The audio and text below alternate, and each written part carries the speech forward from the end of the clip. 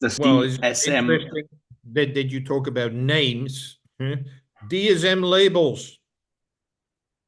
The DSM stands for Diagnostic Statistic Manual.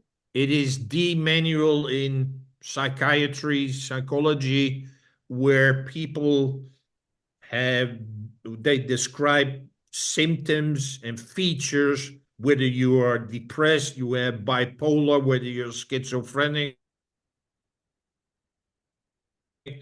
And I've seen those books. They look like there are a couple, at least two, maybe three, that they look like in the old ways we used to have a phone book, yeah, where you have hard copy thing where you could look up the well, Roy Cullen and his phone number. Yeah, so these were really thick. They look big like this and really thick.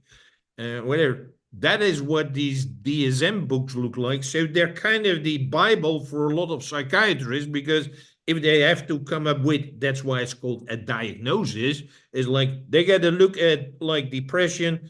These are 10 descriptions where, and out of the 10 description, at least eight you got to have. I know how it worked because that's what was done with my sister. Yeah.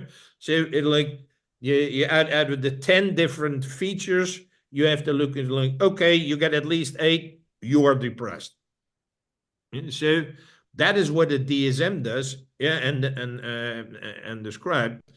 Um, but that from the DSM point of view, it's interesting because this already existed in 1952.